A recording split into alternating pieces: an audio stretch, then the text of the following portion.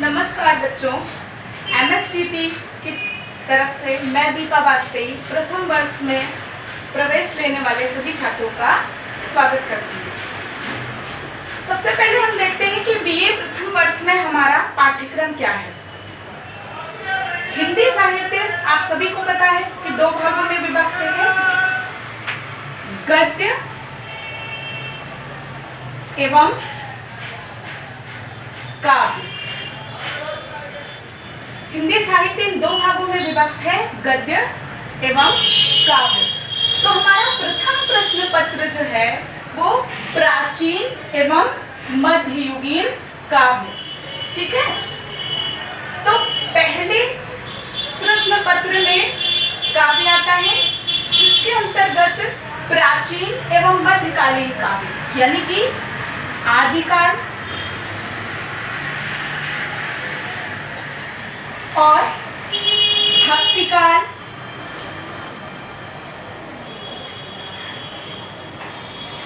तथा रीतिकाल,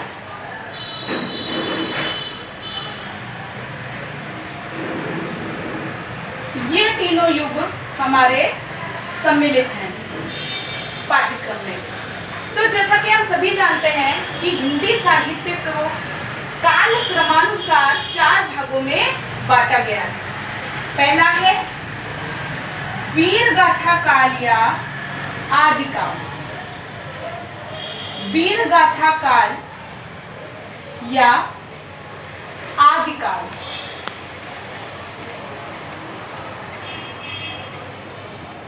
इसकी समय सीमा पर यदि हम विचार करें तो संवत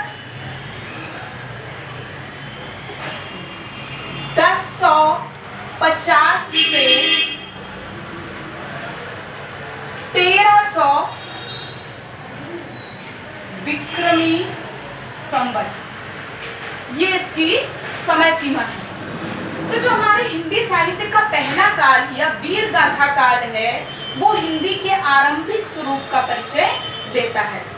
इस काल में हिंदी का स्वरूप धीरे धीरे निर्मित हो रहा था तथा इससे पूर्व सिद्ध एवं नाथों की रचनाएं भी हिंदी के आरंभिक काल की रचनाओं में सम्मिलित की जाती हैं। वीर गाथा काल या आदिकाल, इसके नामकरण का आधार इसकी प्रवृत्तियां है। वीर गाथा काल नाम इसको दिया था आचार्य रामचंद्र शुक्ल ने।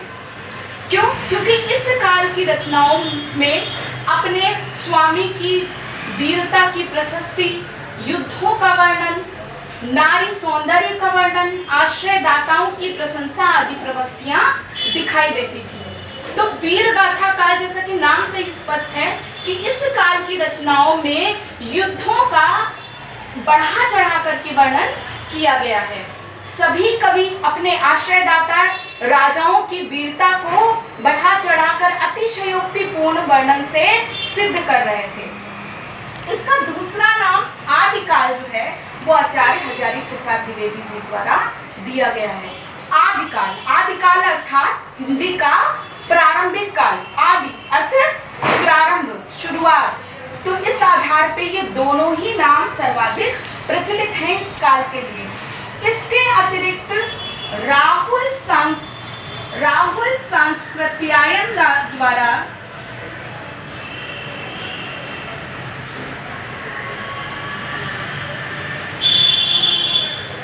इसे सिद्ध सामंत काल का नाम भी दिया गया। क्या नाम दिया गया? सिद्ध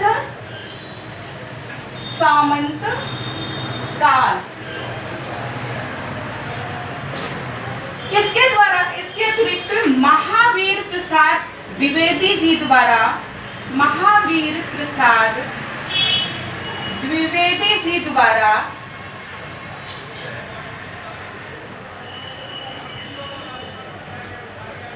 इसे क्या नाम दिया गया? बीजवपन काल, बीजवपन काल। अब ये नाम भी जो है हिंदी की आरंभिक जो है वो रूप का वर्णन कराती कि बीजवपन काल। बीजवपन मतलब कि जहाँ पे किसी चीज के अंकुर हो गए, शुरुआत हो, प्रारंभ हो। तो ये जो है वीर गाथा काल या आदि काल के लिए सर्वाधिक प्रसिद्ध नाम और जिन विद्वानों द्वारा दिए गए हैं वो मैंने उल्लेखित किया। अब हम देखते हैं प्रवृत्तियां कि आदि काल या वीर गाथा काल की प्रवृत्तियां क्या हैं।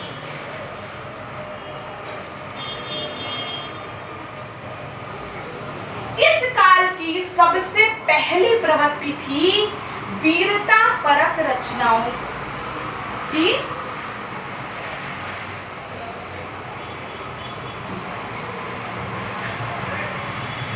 वीरता प्रधान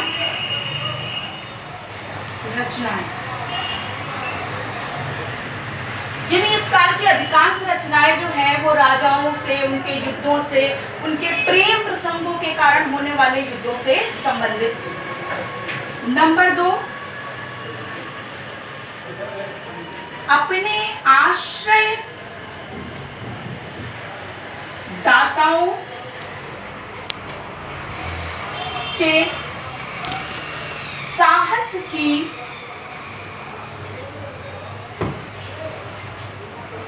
प्रशंसा। जैसा कि हम सभी जानते हैं कि राजा रजवाड़ों का युग था, सामंतवादी व्यवस्था प्रचलित थी, तो कवि जो है वो राजाश्रय ग्रहण किए हुए थे और अपने राजाओं को बढ़ा चढ़ा करके सबसे अधिक सामर्थ्यवान और ताकतवान सिद्ध करना वो चाहते थे ताकि उनकी कृपा उनके ऊपर बनी रहे। तीसरा क्या था? अतिशयोक्तिपूर्ण वर्णन। अतिशयोक्तिपूर्ण वर्णन।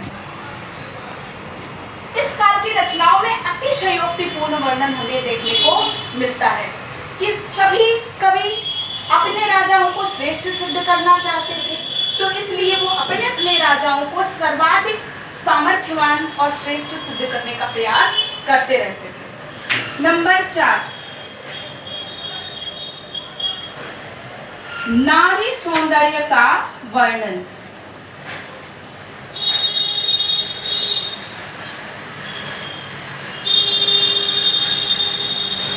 नारी शुरू से ही पुरुषों के लिए एक तरह से आसक्ति का कारण रही है, तो उस युग में भी जो युद्ध होते थे वो राजलिप्सा या नारियों के ऊपर अधिकार करने के लिए होते थे। किसी साम्राज्य की कोई सुंदर राजकुमारी जिसके रूप की चर्चा दूर दूर तक फैलती थी, तो उसको सुनकर के राजा उस राज्य पर आक्रमण कर देते थे और उनको अपने आधिपत्य में लेने का प्रयास करते थे, तो इस कारण बड़े बड़े युद्ध होते थे। नंबर 5,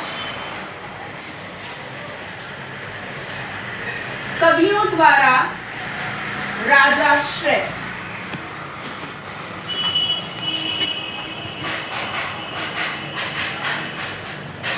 कवि जो थे वो किसी न किसी राजा के सानिध्य में रहते थे और उसी दरबार के दरबारी कवि के रूप में वो अपने राज्य के राजा की वीरता की प्रशस्ति का वर्णन करते थे। नंबर 6, चारण काव्य।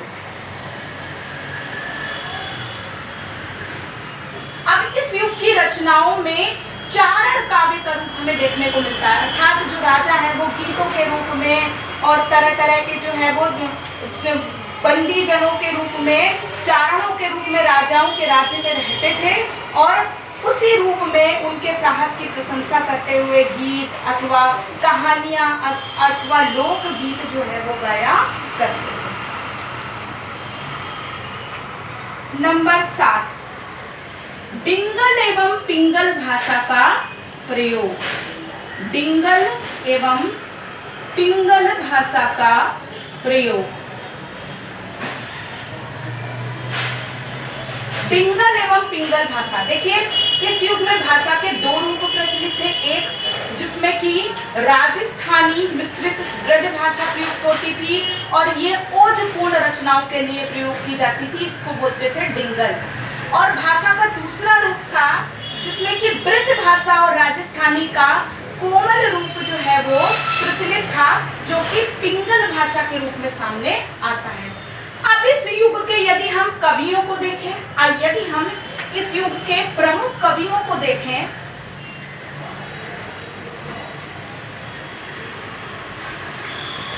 तो इस युग के सर्व प्रमुख कवि चंदर बरदाई माने जाते हैं।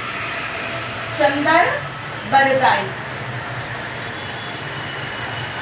जिनके द्वारा लिखित पृथ्वीराज रासो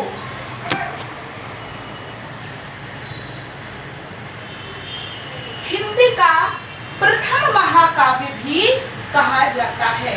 हिंदी का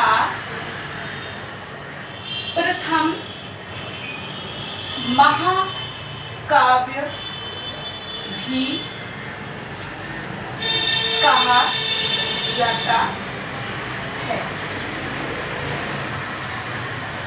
इसके अतिरिक्त दलपति विजय,